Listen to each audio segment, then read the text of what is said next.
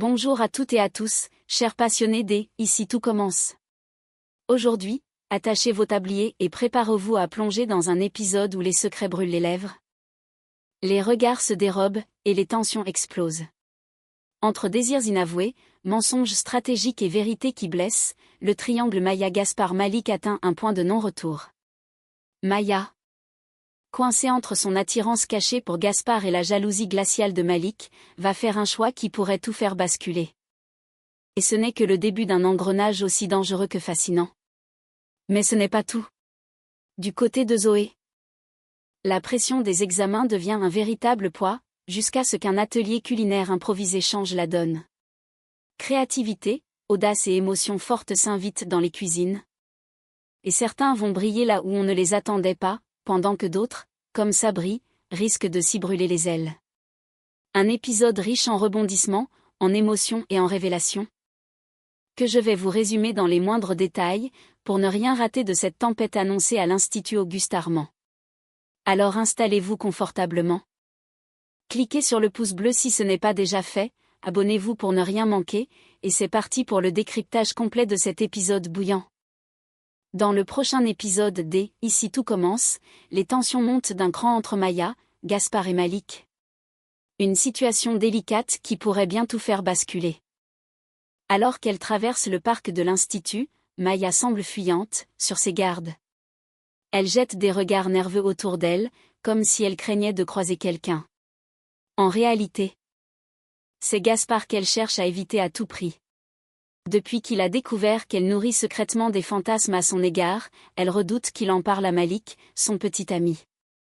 L'idée qu'un tel secret puisse remonter jusqu'à lui la panique totalement. C'est alors que Pénélope, toujours attentive, sent bien que quelque chose ne tourne pas rond. Elle tente d'aider son ami en l'encourageant à crever l'abcès, à mettre les choses à plat. Mais malentendu total, Maya croit que Pénélope parle de Gaspard, et non de Malik.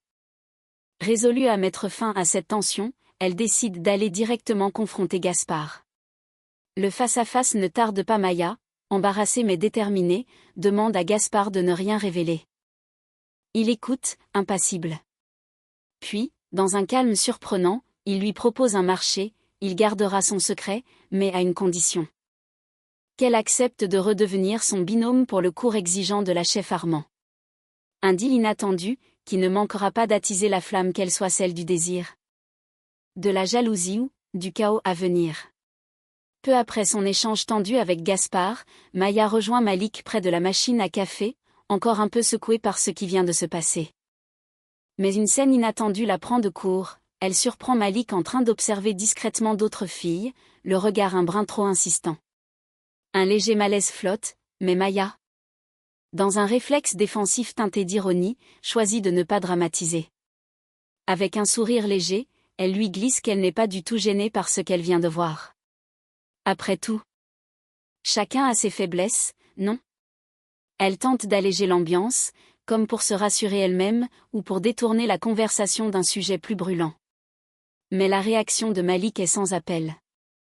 Sérieux, presque froid, il lui répond qu'à ses yeux, fantasmer sur quelqu'un d'autre lorsqu'on est en couple, c'est déjà une forme de trahison. Pas besoin de passer à l'acte pour que ce soit considéré comme une tromperie. Il parle avec une telle fermeté que Maya en reste bouche bée, sentant le poids de ses propres pensées peser un peu plus lourd. Une déclaration lourde de sens, qui vient frapper Maya en plein cœur, d'autant plus que le secret qu'elle tente de dissimuler à Malik résonne désormais comme une bombe à retardement. Plus tard, en plein cours de cuisine, Maya prend son courage à deux mains et s'adresse directement à la chef Armand. D'une voix assurée du moins en apparence, elle demande à changer de binôme et se remettre avec Gaspard, malgré tout ce que cela implique. Cette requête inattendue ne passe pas inaperçue. La chef Armand, visiblement agacée par ces changements d'humeur à répétition, n'apprécie guère ce revirement soudain. Avec son habituel ton tranchant, elle tranche sèchement, Maya et Gaspard feront équipe jusqu'aux examens, et il n'est plus question de modifier l'organisation. C'est une décision ferme, sans appel, qui résonne comme une punition. À la sortie du cours, Maya rejoint Malik, bien décidée à dissimuler la vérité sur sa demande. Elle lui raconte que la chef Armand l'a forcée à se remettre avec Gaspard, qu'elle n'avait pas le choix, que cela lui a été imposé. Un mensonge habile, glissé avec douceur, destiné à calmer ses soupçons et à éviter un conflit explosif. Mais derrière ce mensonge se cache une tension grandissante. Maya joue un jeu dangereux, prise entre ses sentiments inavoués. La pression du regard de Malik et le magnétisme trouble de Gaspard. La suite promet d'être encore plus brûlante. En fin de journée, alors que le soleil décline doucement sur l'institut, Malik croise Pénélope dans un couloir plus calme. Le regard un peu perdu, il hésite, puis finit par se confier. Il lui avoue franchement qu'il trouve Maya de plus en plus étrange ces derniers temps. Son comportement le déroute, tantôt distante, tantôt désinvolte, elle semble jouer à un jeu auquel lui n'a pas les règles. Malik exprime son malaise, il a l'impression qu'elle le met à l'épreuve. Qu'elle le teste d'abord en feignant de ne pas être dérangée par ses regards envers d'autres filles, puis en retournant subitement auprès de Gaspard pour former un binôme. Pour lui, tout cela n'a rien d'innocent.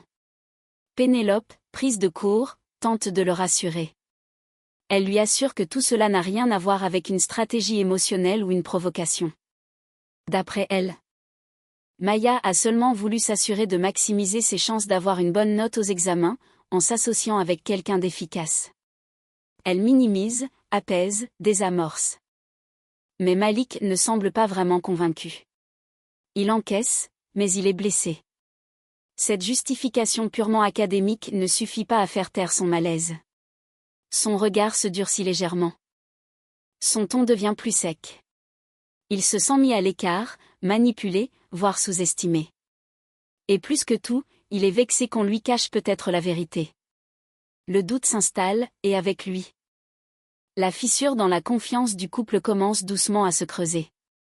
Dans une intrigue plus légère de cet épisode, Zoé tire son épingle du jeu, mais non sans mal. Au studio, l'ambiance est studieuse mais tendue. Zoé et Gary, concentrés sur leur révision, enchaînent les exercices avec sérieux. Pourtant, Zoé ne peut cacher son anxiété. Les examens approchent à grands pas, et elle doute de ses capacités. Ce qui la ronge le plus, ce n'est pas la technique qu'elle maîtrise mais son manque de créativité. Un élément crucial dans les épreuves à venir. Elle confie à Gary qu'elle a l'impression de ne rien inventer de vraiment original, de ne pas se démarquer. Gary tente de la rassurer. Mais les mots ne suffisent pas à apaiser ses inquiétudes. C'est alors que Léonard, qui est aussi venu réviser dans la salle, capte la conversation et intervient avec une idée originale. Toujours débordant d'imagination, il leur propose un petit atelier improvisé de stimulation créative. Chacun devra, à partir d'un ingrédient imposé, inventer une recette inattendue. Ludique ou décalée, quitte à sortir des codes classiques de la gastronomie.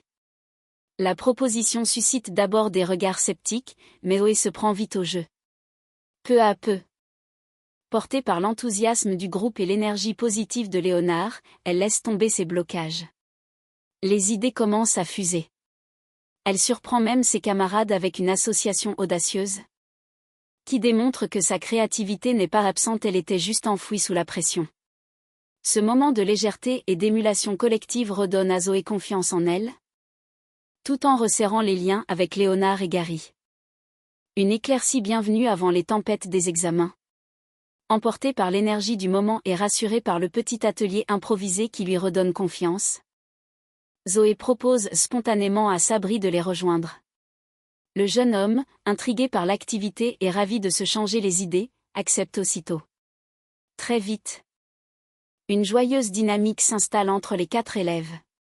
On sent une complicité naissante, mêlée à une envie commune de repousser leurs limites. Léonard, fidèle à lui-même, structure le jeu de manière ludique mais stimulante. Il organise un tirage au sort dans lequel chaque participant pioche à l'aveugle des ingrédients et des techniques. L'objectif ? Imaginer une recette aussi cohérente que créative à partir de combinaisons parfois improbables. Le tirage donne lieu à une association déroutante, chocolat blanc, roquefort, mousse et caramélisation. Un mélange qui suscite immédiatement rire, grimaces et défis lancés à voix haute. Zoé, un brin paniqué au début, se prend rapidement au jeu. Et si on transformait cette épreuve en occasion de se démarquer ? Mais Léonard ne s'arrête pas là.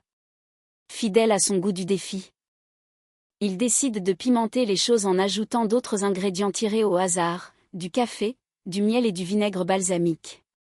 Cette nouvelle salve désarçonne le groupe, mais provoque également un éclat de rire général.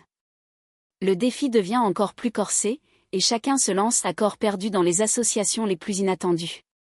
Entre expérimentation audacieuse, ajustement de texture et éclat de créativité, les élèves sortent de leur zone de confort. Mais surtout, ils s'amusent.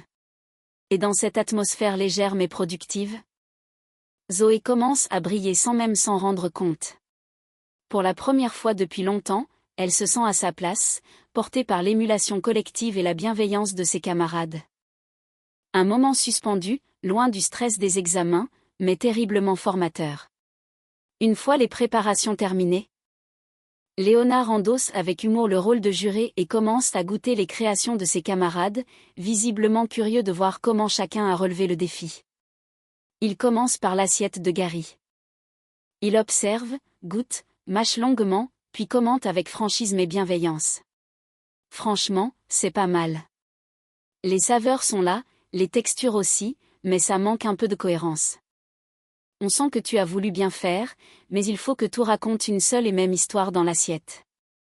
Gary acquiesce, un peu déçu, mais comprend la remarque et la prend comme un axe de progression. Vient ensuite le tour de Zoé, qui présente son plat avec une légère appréhension, même si ses yeux brillent d'excitation. Léonard goûte, et son visage s'éclaire immédiatement. Alors là, bluffant.